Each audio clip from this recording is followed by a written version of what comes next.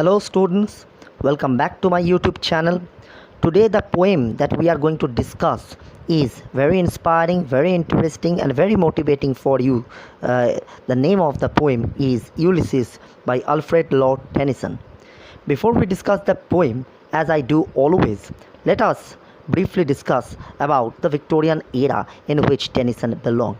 Regarded as the voice of the Victorian age, in his poems we come across themes of faith and doubt, prosperity and uncertainty, and of course there is a tone of melancholia evident in his poetic oeuvre. Okay, the first publication of Alfred Lord Tennyson's poems is known as Poems Chiefly Lyrical. It was published in 1830, which contains two of his most highly rated poems, Claribel and Mariana. In the second publication, which is entitled Poems by Alfred Tennyson, which was published in 1833, we see poems such as The Lady of Shalott, The Lotus Eaters, and of course the poem that we are going to study today in details belongs to the third publication, which was in 1842. And along with Ulysses, the poems that were included there are Locksley Hall, Break, Break, Break, The Lady of Shalott, Dora, and so on and so forth. Let us briefly name the major poems, some of the major poems that is of Alfred Lord Tennyson. These are as follows: The Lotus Eaters, Ulysses, Mounted Arthur, Break, Break, Break, The Charge of the Light Brigade, The Charge of the Heavy Brigade, Crossing the Bar, Mariana, The Lady of Shalott, Tithonus, and of course the poem that Tennyson is known for, the poem that made Tennyson world famous and he is chiefly remembered, is In Memoriam. It is an emotional response to his dearest friend whom he lost so early in his life, Arthur Henry Hallam, whom he met and befriended in Trinity College, Cambridge. The question is, why a poem such as Ulysses is included in the Victorian era?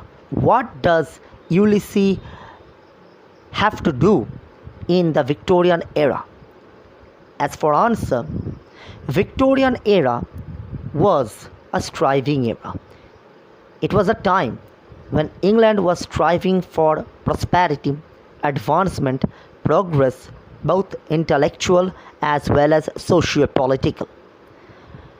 As far as the examples of the various advancements are concerned,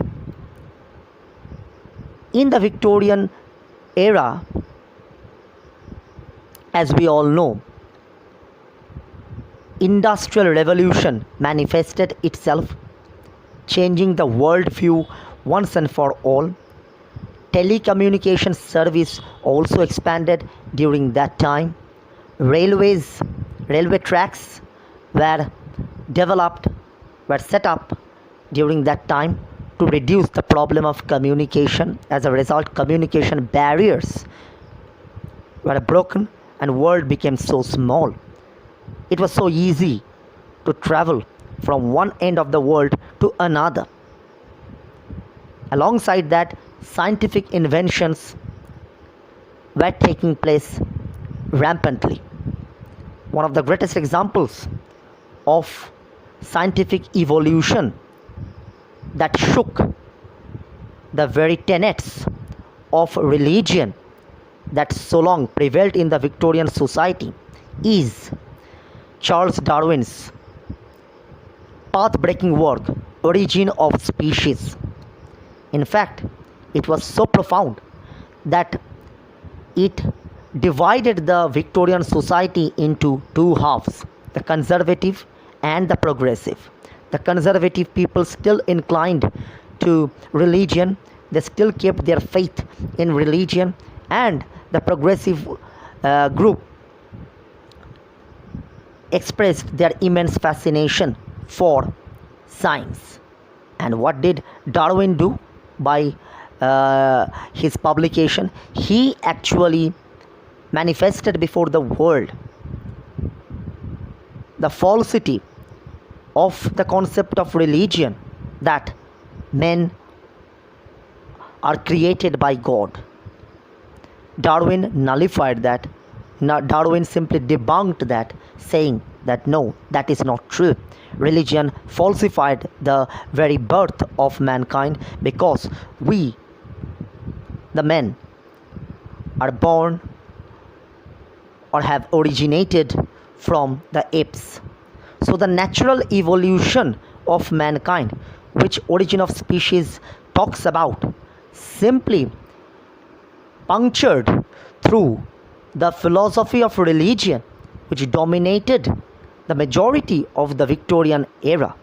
And in the poems of Tennyson, we see this complexity taking place. That is why in his poems we see themes of faith and doubt, prosperity on one hand, and uncertainty that this scientific world will bring about. All these themes coexist, and they seem to grapple with one another. Now, to come back to the point that why Ulysses is regarded as a representative poem of the Victorian era, to answer to this question, if we closely analyze the theme of the poem, we'll certainly get it. As I already told you, the Victorian era was striving for prosperity, power, intelligence, advancement in every sphere. And as a result of the prosperity which England was gaining at that time, British colonialism became a huge concept.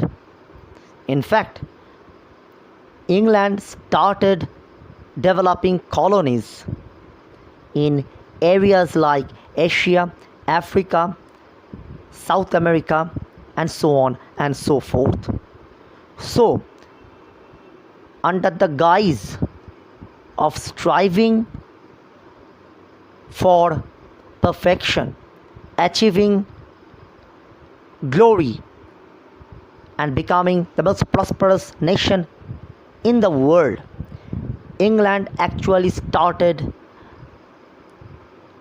one of the darkest phases in the history of the world, that is colonialism. However, in Ulysses, we do not see the darker aspects of Victorianism being talked about. Rather, in the poem, Tennyson clearly focuses on the positive aspects which Victorian era showcased. One of them being this earnest desire to strive for excellence, to strive for perfection, strive for achieving the utmost glory, strive for becoming an example for the world, strive for becoming a name and a fame, and set up role models for the future generations. And there is a part in the poem itself, there is a line in fact which says that I am become a name. Ulysses, having travelled far and wide, has been honored, and thus he has achieved fame throughout. Wherever he went, he left his indelible mark over there, thus achieving indelible fame. Even when he has come back home and is itching to set forward for a newer journey, he wants to do something noble, something that would make his name a permanent one, that would permanently etch his name in the pages of history, so that his name truly becomes memorable, unforgettable. Exactly what the Victorians thought about, especially the Britishers, who, with the intention of striving for excellence, set up colonies almost all around the world. But if that be one theme of the poem, there is another one, that is alienation. Why? Ulysses, as we all know, is the Roman name for the Greek hero Odysseus. He fought for the Greeks against the Trojans for as long as 10 years. After the completion of the war, he took 10 long years to return home. So basically, he spent 20 long years away from home. So when he returned home, it was quite obvious such an adventurer would never like to sit idle amidst the four squares of his home. Moreover, he could neither recognize the men of his own homeland, neither can do they him. So exactly what used to happen in case of the British colonizers, after having spent so many years away from the motherland, when they returned home, the very homeland became alien to them. So there is a kind of alienation which Ulysses felt, though he was back at his home. As a result, he was prompted once again by the zeal of his adventurer spirit, which he was probably born with, to set forth again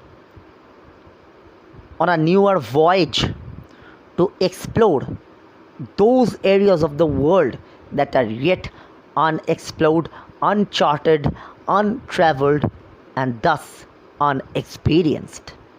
Instead of sitting idle amidst the four squares room, sharing some petty thoughts with his wife Penelope and his son Telemachus. So basically, Ulysses symbolizes the Victorian thirst for knowledge and power, as well as their earnest desire to achieve immortality through the same. This is the reason why Ulysses is included and is simultaneously considered as a representative poem of the Victorian period. Thank you.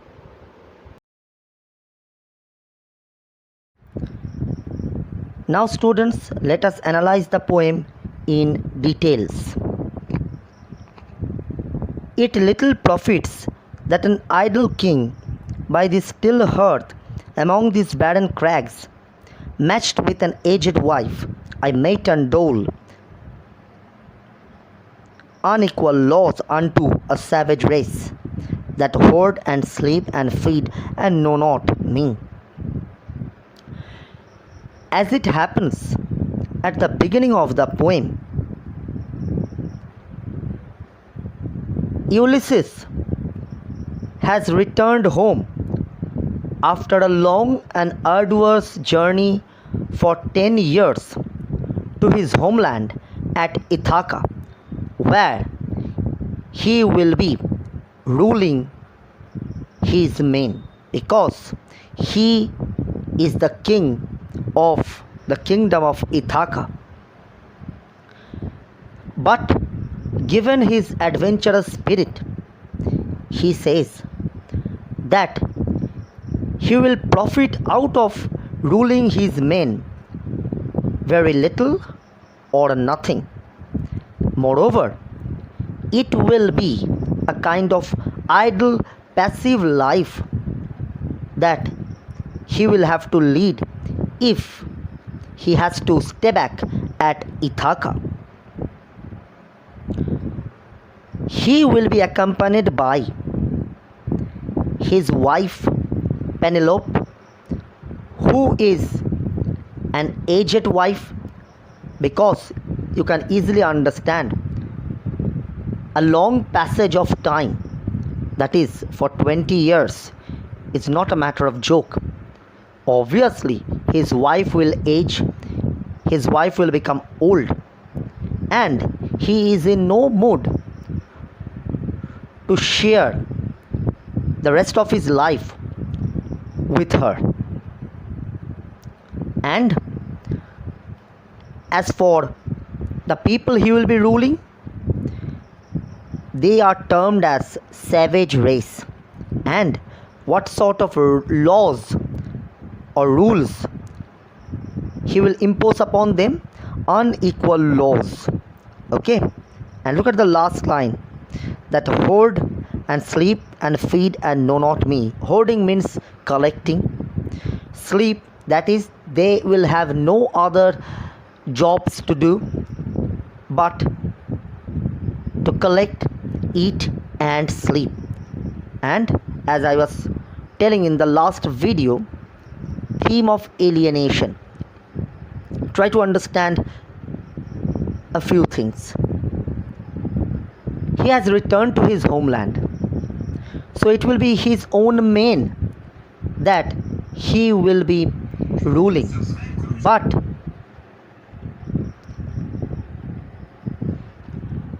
having undertaken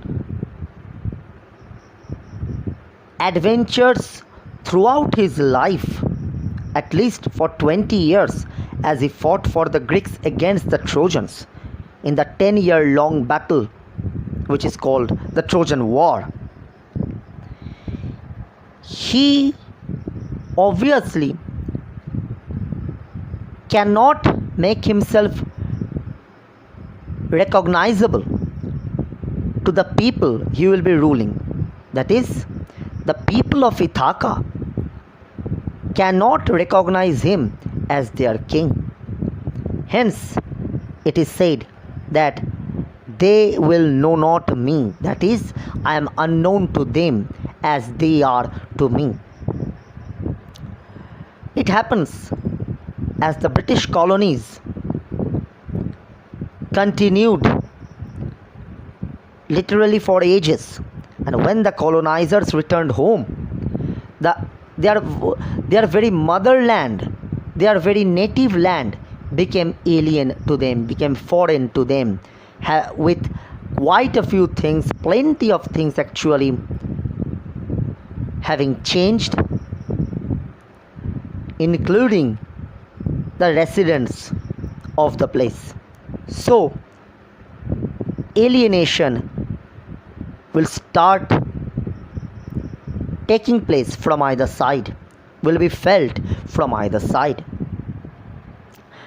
And what sort of race they are? Savage, because they need to be civilized. Why unequal laws?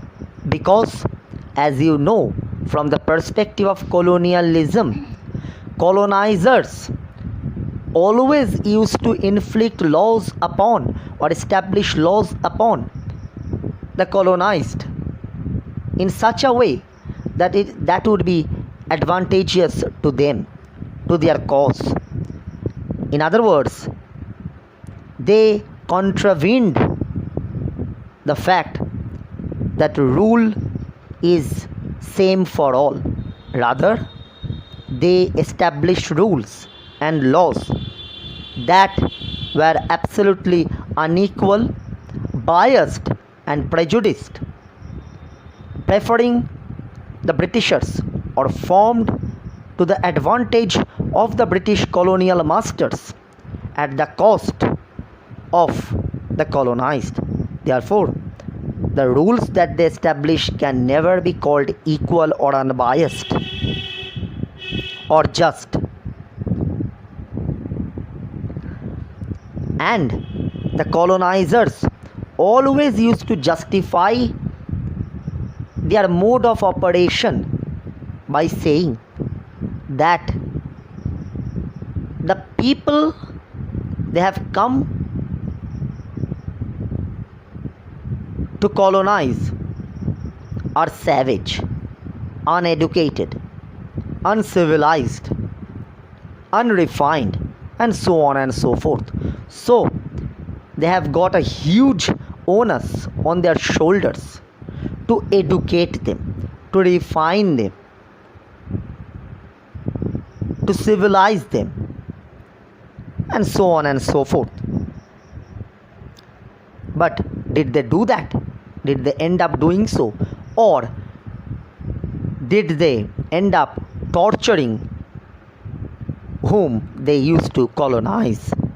So there is an oblique reference to British policy of colonialism that was rampantly in vogue at the time of the composition of this particular poem.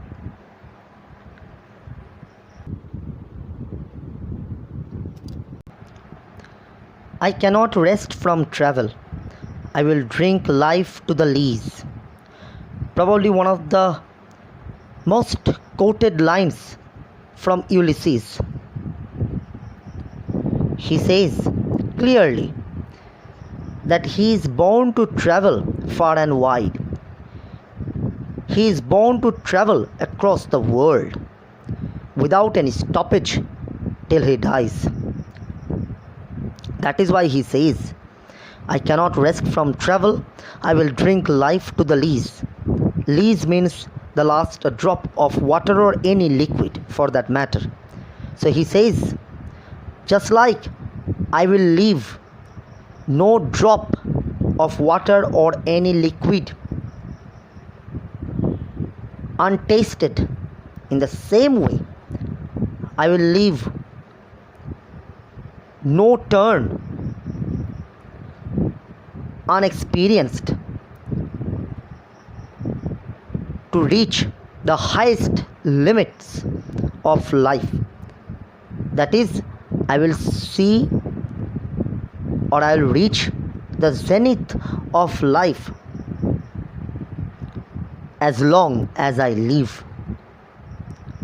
I'll have the ultimate experience of life which a hero like me should dream of, instead of just sitting idle inside this four-square room, spending some petty time with my wife and my son Telemachus, because I am born to be an adventurer. I am born to travel ceaselessly, tirelessly. And he continues, all times I have enjoyed greatly, have suffered greatly, both with those that loved me and alone on shore, and when through scudding drifts the rainy Hyades vexed the dim sea. He clearly says that his journey has been full of ups and downs, as the journey of life itself is. It cannot be a smooth journey. Life cannot be expected to be a bed of roses, can it? No, it cannot be. In the same way, he says that I've enjoyed the adventures purely because they have taught me a lot of things about life. I have suffered greatly as well as I have enjoyed my time out there with equal weight, with equal measure. Whatever has come my way, I have accepted that with glee, be it enjoyment or be it suffering. Everything I considered to be a part of my life, and I still believe the same. Also, like me, my retinue also loved me wherever I used to go. And as he says, Through the scudding drifts, the rainy Hyades vexed the dim sea. At that time, sea voyage was the only way to traverse from one end of the world to another. Although railways were developing, we know that through the expansion that were taking place in the Victorian period, but journeys overseas were the most popular. And as it happens, sea journey is never smooth. Scudding drifts suggests it was full of undulations, it was full of difficulties and challenges. So the journey was not smooth at all. Hades is the underworld in Greek mythology. So I even experienced that there were torments, storms, cyclones in the sea, and they used to engulf the sailors such that it seemed to them that they are engulfed by the Hades. That is, they have submerged into the underworld. Okay, and then he concludes, "I'm become a name." It is another important line of the poem. Ulysses is not just a person, but given his experience and his spirit to set out on a world tour, to be an adventurer throughout his life, he has become a name and has achieved a worldwide fame. Okay. In fact, he stands for the Victorian thirst for power, prosperity, and fame, for always roaming with a hungry heart. Ulysses always possesses in himself a hunger to travel and roam across the world. Much have I seen and known. Now he describes the cultures, the various kinds of cultures he came across while traveling. Much have I seen and known, cities of men and manners, climates, councils, governments. So, through his adventurous journeys, he says that he has come to know a lot of cities, a lot of men, their manners, the climates prevailing over there, governments, policies, various councils, various administrations, and all sorts of things. But wherever he used to go, he was honored by them all. As he says, myself not least, but honored of them all. So he was highly respected, he was highly revered, both by his men as well as the men of different cultures, the men of different climates he used to venture. And drunk delight of battle with my peers. Yes, as we all know, Odysseus or Ulysses was an instrumental figure in the Trojan War, fighting for the Greeks against the Trojans. He became a name indeed ever since that, and he enjoyed his contribution in the battle like his peers. far on the ringing plains of windy Troy. Here he clearly mentions and briefly hints at the epic battle that took place in the Iliad, that I contributed as much as my peers did in winning Troy, in laying siege in the city of Troy, to win the most beautiful princess on the planet Earth, Helen, and return to Greece. As we know by history, that despite their huge attempts, valiant efforts, the Greeks could not conquer the fort of Troy. Hence, winning Helen and the battle became impossible. But it was during that time that Ulysses came up with a unique idea. And what is the idea?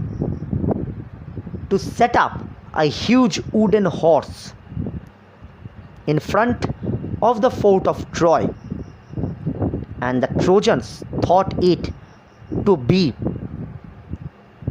an indicator of the peace treaty brought by the Greeks. And that wooden horse was taken inside the fort of Troy. At night, 20 of the Greek warriors hidden inside the huge wooden horse exited, came out, and they ransacked the place to accomplish their mission. So this is the story which we know from the Iliad. So as he says that he had been a great contributor to the success of the Greeks in that epic battle. And ever since that experience of his, he has become a name. So how can he expect himself to sit idle and do nothing? That is impossible, unthinkable for somebody like Ulysses. And he says, I am a part of all that I have made. So I have witnessed every part of the adventure. I have been a part of all the adventures that took place, both during the battle as well as after the completion of the battle, as it took me 10 years to return home to Ithaca. Yet all experience is an arch, wherethrough gleams that untravelled world, whose margin fades forever and forever when I move. Even after travelling much, he cannot resist the temptation of exploring that part of the arch that remains unexplored yet. Okay, by arch we mean a half circle or a semicircle. That means he, despite being an adventure throughout, considers his experience to be like an arch, that is, to be half finished.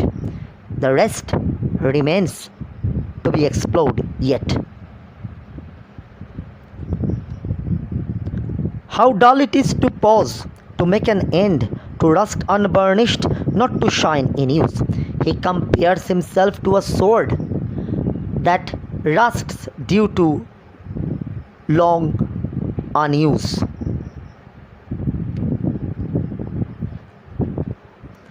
As though to breathe were life, life piled on life, were all too little, and of one to me little remains.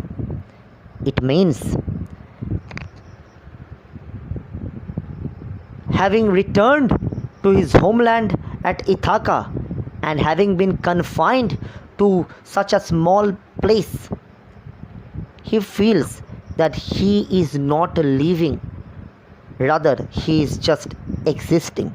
Not even existing, he is merely breathing. Where life piled on life means responsibilities piled upon responsibilities, but these responsibilities do not suit the character of an adventurer like Ulysses.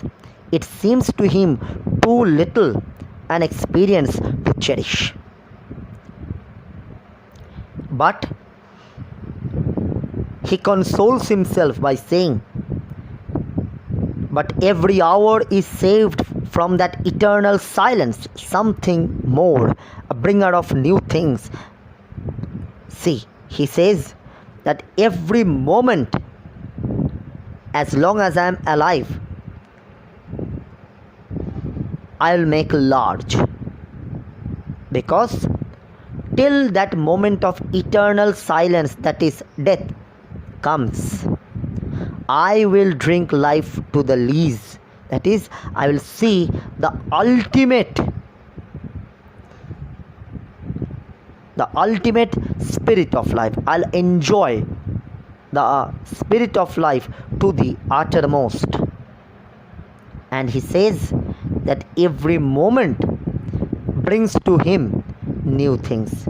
Every minute moment brings to him new challenges, new possibilities, and he is born for that. He will never shy away from them.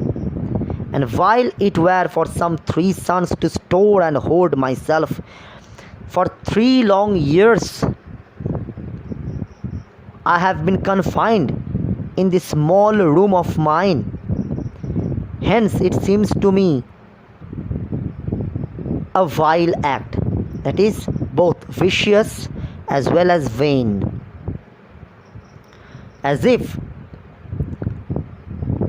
I am living like a dead person, being unable to bring out my true colors.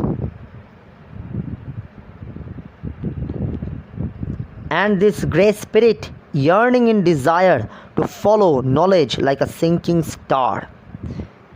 As it happens, when we stand on one end of the sea and pay a look at the other, it seems to us that the horizon, that is the sky, is merging with the sea.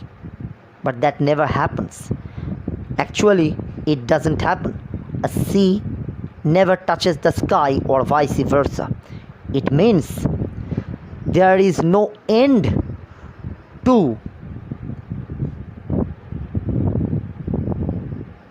the prospect of reaching perfection. It will keep offering you with new challenges, which will simply broaden your experience but never end it.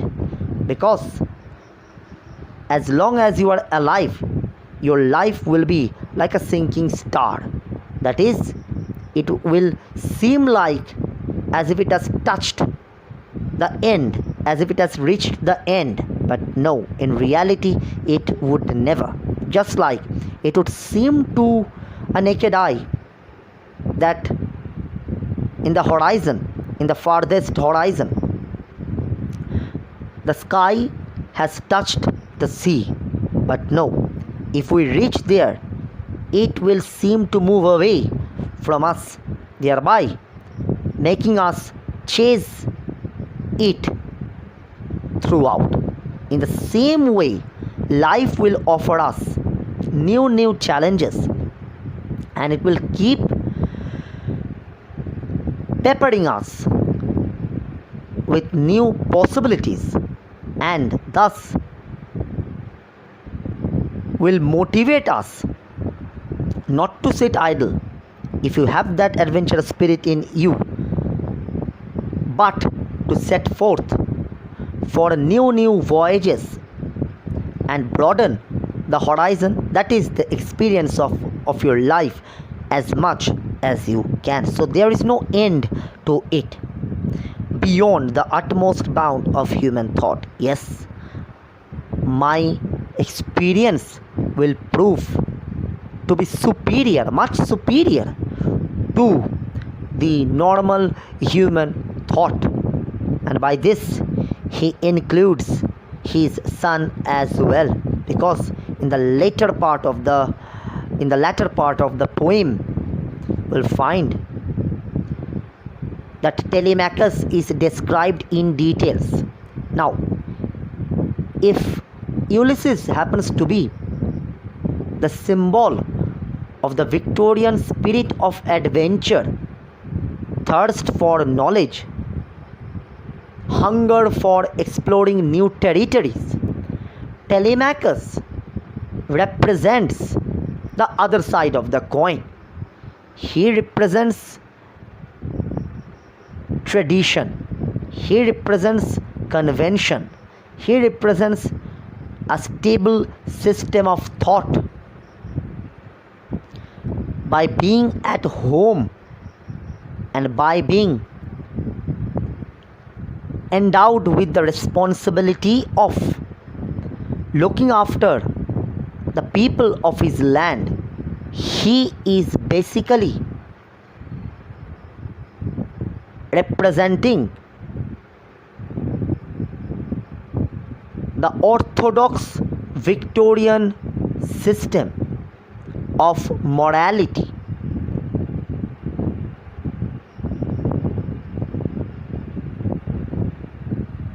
of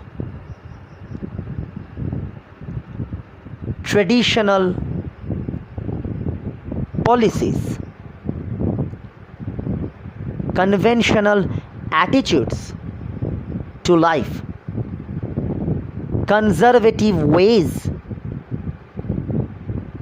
with which to preserve life, with which to experience life, without the need or desire to change it by exploring new things.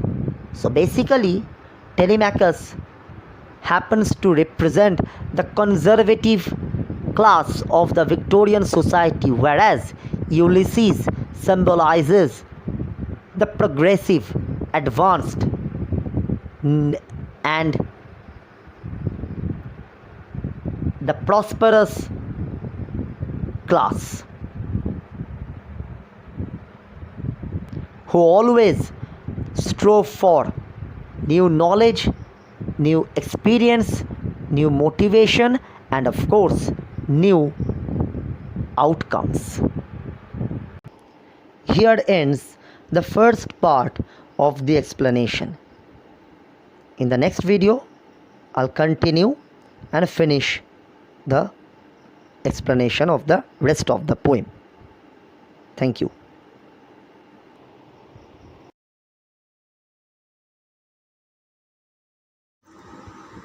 Now let us analyze the second part of the poem. This is my son, mine own Telemachus, to whom I leave the sceptre and the isle, well loved of me, discerning to fulfill this labour by slow prudence to make mild a rugged people, and through soft degrees subdue them to the useful and the good. Telemachus, I have already told you in the first part of the video, is the symbol of the Victorian conservative society. He is orthodox, prudent, dutiful, and most importantly, unlike his father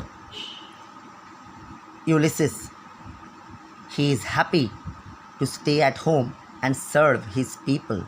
That is, he has every quality in himself to become a great king and serve the people of Ithaca, much to the delight of his father Ulysses, who had realized surely that he is not going to stay at Ithaca, because the adventurous spirit that he possesses in himself beckons him to set forth on a newer voyages. So who will take his place? Who will take up the responsibility in his absence? Obviously, his own son Telemachus, who has grown up to be an eligible child, an eligible son of Ulysses, upon whom he can easily transfer the responsibility of kingship, monarchy, suggested by the word scepter. Scepter means a long club-like instrument which is symbolical or emblematic of responsibility. So, by transferring that royal scepter to his son, Ulysses is actually officially announcing him as his worthy successor. And what about the isle? Isle means the place where he is going to rule, that is Ithaca. And he says that by his prudence, his son will be able to subdue the savage race. So look at the way in which Ulysses describes his people. Even if he would have become the king of Ithaca, there is a doubt whether he would have been able to rule his people well or not. Rather, there is a chance, there is a probability that he could perhaps have imposed upon them unequal laws, that is, maintained his colonial attitude even to his own men, because he has traveled far and wide, stayed away from home for as long as 20 years. So he has developed in himself that quality of a colonial master, and therefore he perhaps would have looked at his own people as a group whom he would have called the colonized people, the people he would have imposed his unequal laws upon. He would have ruled in a way the colonial masters used to rule upon the colonized people. But his son, having known the people of Ithaca for a long time, was probably waiting for his father's return, and also for the opportunity that his father would hand over the responsibility of kingship to him. And that's exactly what has happened, because Ulysses' zeal to travel far and wide has enabled Telemachus to become the king of Ithaca. And as we have known through the character of Telemachus that he is prudent, he is an obedient son. That is, in short, he is emblematic of the Victorian conservative society who did not want to bring about any change or alteration in the society. They had dreams, of course, but they they lacked the adventurous spirit to set forth on new voyages, unlike Ulysses. So, if Ulysses symbolizes the Victorian thirst for knowledge, power, and prosperity across the world, Telemachus stands for the traditional conservative group of Victorian people. Most blameless is he, centered in the sphere of common duties. See, he describes him on one hand as being blameless, that is, the most loyal son a father could ever imagine of, and on the other, that he is centered in the sphere of common duties, that is, like the Victorian conservative orthodox group of people, bunch of people. He would be satisfied with himself if he gets the opportunity to serve the people of Ithaca. That is, he will be satisfied with his limited duties, which are common and routined. But as for Ulysses, he is a mariner, he is an adventurer, he is a mercurial man. He would create new bounds, new laws, new systems, rather than accepting the old ones. And he continues, he says, "Descend not to fail in offices of tenderness and pay meet adoration to my household gods. When I am gone, he works his work, I mine." He says that not only will he be a good king to the people of Ithaca, but given his decency, given his loyalty, given his dutifulness, given his resourcefulness, he would also look after the family gods with equal responsibility, because he is attuned to a familial life. He is attuned to this limited sphere of life where the people of Ithaca are the ones he will be looking after, and as far as his personal duties are concerned, which appear common to an adventurer such as Ulysses, he would be looking after his aged mother, that is the wife of Ulysses, Penelope, and of course he will be worshipping the family gods with equal devotion, with as much sincerity with which he would look after and take care of the people of Ithaca. So basically, he is the product of the domestic life, conservative life, conventional life, unlike or as opposed to his father Ulysses.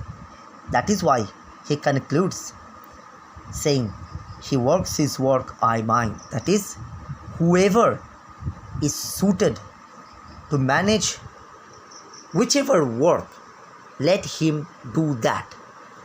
If Telemachus is suited to do and manage the domestic duties or the common duties which characterize a familial man attuned to his family, pursuing those common duties of looking after the people of Ithaca and worshipping the gods of his house, and also taking care of his aged mother, let him do that. But as for me, I am suited for a different life altogether. I am suited for being an adventurer. I am suited to set out on newer voyages as long as I can, no matter what sort of obstacles or obstructions will come my way, no matter how I age, how I become old. all these barriers I'll be able to cross, because inside my heart dwells an adventurous spirit which nobody can take away from him. So he would like to materialize that. He would like to experience and taste life to the uttermost before he breathes his last. There lies the port, the vessel puffs her sail. There gloom the dark, broad seas. My mariners, souls that have toiled and wrought and thought with me, that ever with a frolic welcome took the thunder and the sunshine, and opposed free hearts, free foreheads, you and I are old. So basically this stanza clearly speaks about Ulysses' admiration for travel. He clearly says, as if he is indicating not just to the mariners, to the fellow mariners, but also to the readers, that there lies the port, as if he is clearly indicating, we can visualize. And this is one of the qualities of Tennysonian poetry, the visual imagery. We can easily feel, as if we can visualize that the port lies yonder, the port lies there. The vessel puffs her sail. The vessel means the ship. Ship, as we know, is an inanimate object, but here it is described as a female. Puffing her sail means waiting, breathing high for the voyage to begin. So basically, by personifying the otherwise inanimate objects such as the vessel or the ship, Tennyson actually makes us think the vessel in terms of the adventurous spirit of Ulysses the hero. That is, both will be setting sail on far off lands.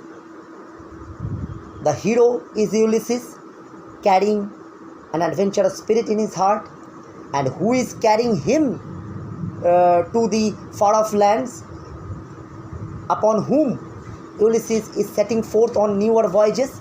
The vessel or the ship. So basically they are sharing the same qualities. And he is addressing to the mariners, my mariners, souls that have toiled and wrought and thought with me. The mariners are of the same quality as Ulysses. Just like Ulysses have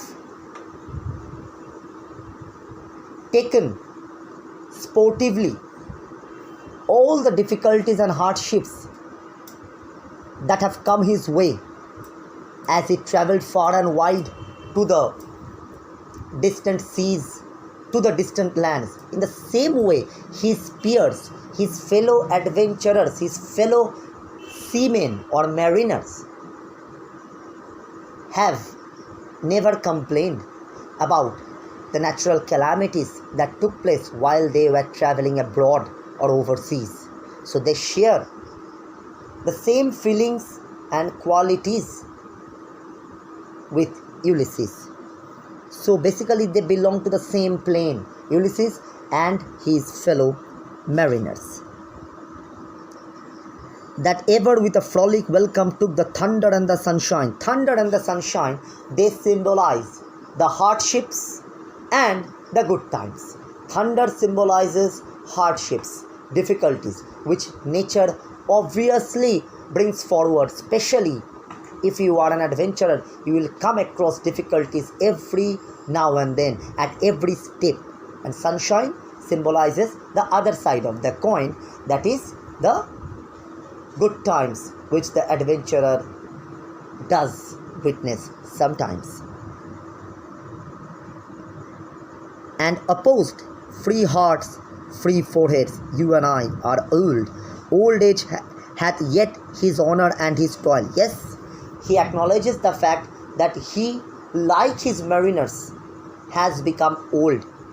But if old age has taken away his energy, his physical might, his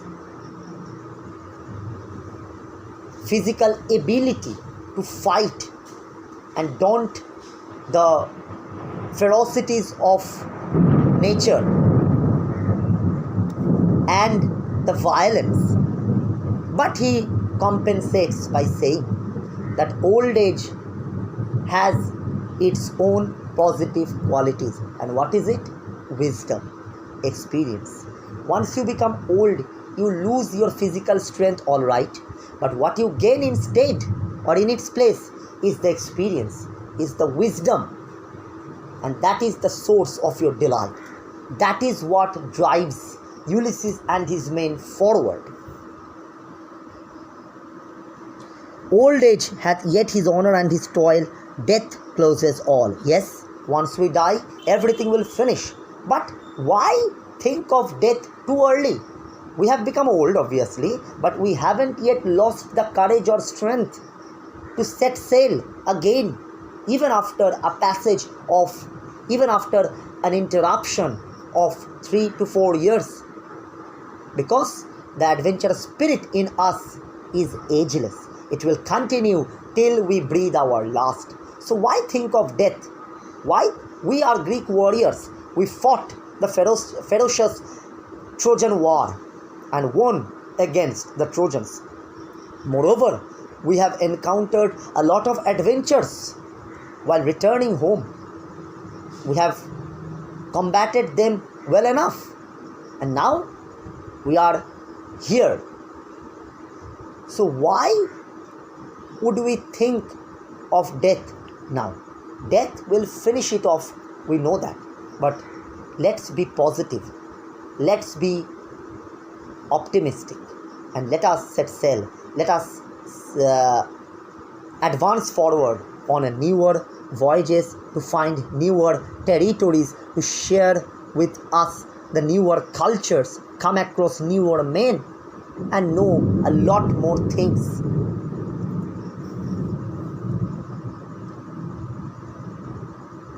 And he says, but something at the end, some work of noble note may yet be done. He says, yes, I have lost the physical strength to combat, to counter the might of the forces of the enemies, even to battle the forces of nature.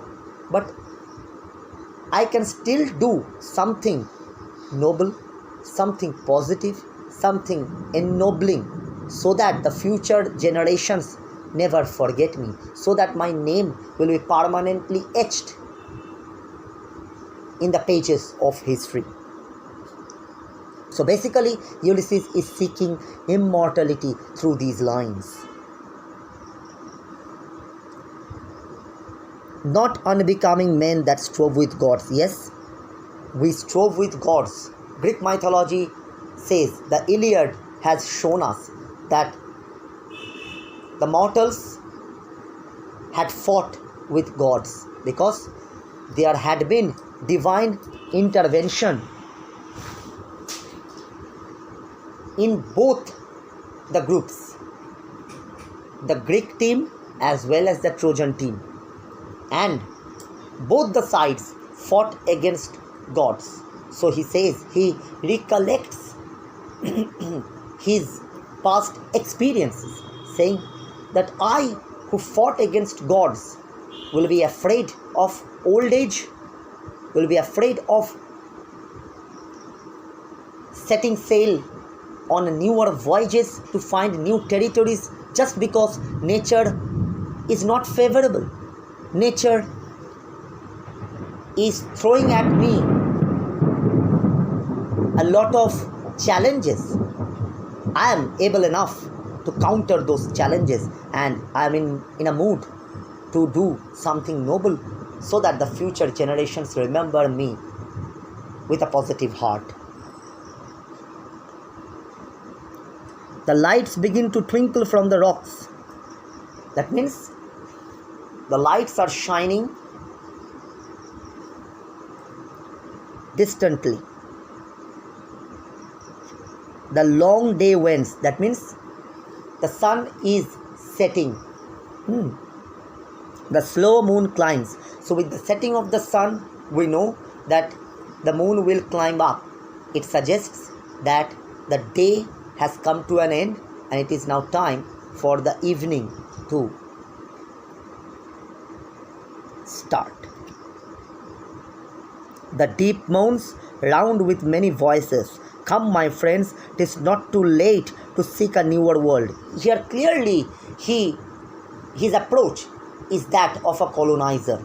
Just like a colonizer would set sail to find newer lands, to dominate over the people belonging to different cultures. In the same way, Ulysses says, come, my friends, it is still not too late to seek a newer world. It means that we would seek newer territories. Still a lot remains to be done. Still a lot remains to be explored or experienced. Push off, and sitting well in order smite the sounding furrows, for my purpose holds to sail beyond the sunset. Yes, he is in no mood to sit idle at all. He is rather in a mood to set forward, set sail on a newer, vigorous voyage. And the baths of all the western stars until I die. So, it was assumed that the end of, to the Greeks actually, the place of the Atlantic Ocean where the Strait of Gibraltar connects was thought to be the end of the world. They thought that to be. They thought that in this way. So, Ulysses gave his mariners the ultimatum that we would seek newer territories and reach till the end of the world as much as we can before we die. We would never sit idle. We would never think that our life has come to an end, because as the saying goes, cowards die many times before their deaths. So we would not behave like cowards. Rather, we would be like heroes, counter the challenges thrown at us by nature or by any forces for that matter, and we would try to reach the end of the world till we breathe our last. It may be that the gulfs will wash us down. Yes, the gulfs, the waves, the seas might wash us down, might gobble us up, might kill us. And that would be the end of our life. If that be, let that be. If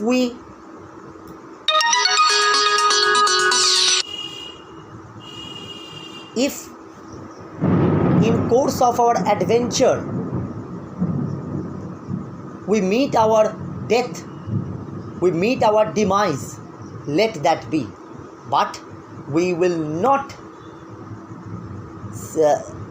die like cowards.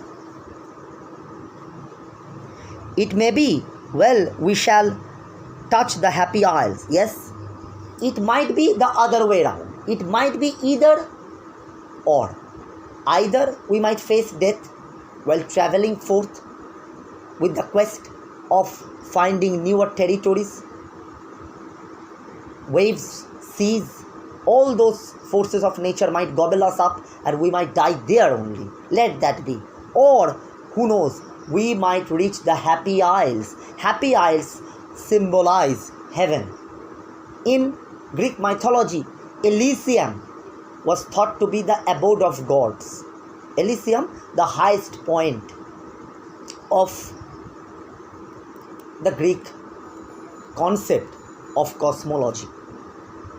Okay, just like Empyrean is the abode of gods as far as Christian mythology is concerned. In the same way, Elysium is thought to be the place, the highest point of heaven where the departed souls move. So, it might be that either the seas will gobble us up, we might end up midway, die before reaching the end of the world. If that be, let that be.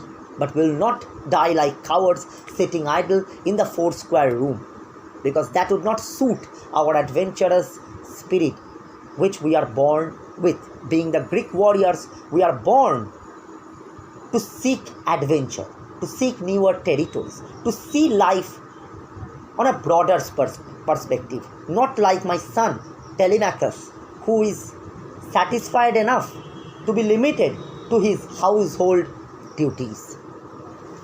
So, in course of our adventure, if we die, let that be. Then our departed souls will be transported to Elysium, to heaven. Happy Isles means the Elysium, heaven. And whom should we find over there? Another great Greek warrior by the name of Achilles. As he says, and see the great Achilles, because we know after his death, Achilles was transported to Elysium. Achilles went to heaven because he was a sincere soul. He was a good soul. So, as the Greeks clearly believed that if I do good, noble things on earth, then after I depart, after I die, my soul will be transported to heaven. So, if we are able enough, fortunate enough to be transported to heaven, then we'll meet another Greek warrior by the name of Achilles, whom we knew. Obviously, he fought alongside Achilles, as we know. Though much is taken, much abides. Much is taken means, yes, having become old, much of the energy is lost. Much of our physical strength is gone. What so? Yet much is there to combat, counter the forces of nature and embark on newer voyages. And though we are not now that strength which in old days moved earth and heaven, that which are, we are. Yes, he says, he clearly acknowledges one thing, that he has become old. Having travelled or having been away from home for 20 long years, it is quite obvious that he will age, he will become old, but he still has the courage to set forth on newer voyages to find newer territories. And he acknowledges the fact that whatever we are able enough, even in this old age of ours, to seek newer bounds, newer territories, set sail on newer voyages with a renewed courage or zeal that old age gives. Because old age might have lost a lot of things, but what it has gained instead is experience, wisdom, and that would drive them forward. One equal temper of heroic hearts, yes, to share with each other a heroic heart. We are united with an adventurous zeal, spirit, which makes us react in the same manner. That is, we think of life in the same way. We are still heroic even though we are old. Made weak by time and fate, but strong in will to strive, to seek, to find, and not to yield. The most important line is the last line of the poem. The most important line of Ulysses is the last line of the poem, which literally sums up the character as well as the progressive mindset of the Victorian people. That we will strive, that is, we will move ahead, will go ahead without sitting idle to seek what they would like to seek newer territories, newer nations, newer countries, come across newer cultures, broaden the horizon, of mind, thereby to find what they would find. They would find in the same way newer territories, newer countries, newer cultures. They will come across newer men. They will come across new faces. They will know a lot of different things. But what they would not do, they would not yield to fate. They would not sit idle and wait for the death to come and take their souls away. They would not die like cowards. They would not surrender to life. They would not succumb to life. Rather, they would challenge life as long as they can. In fact, till the last days of their lives. So there concludes the explanation of the poem. Thank you.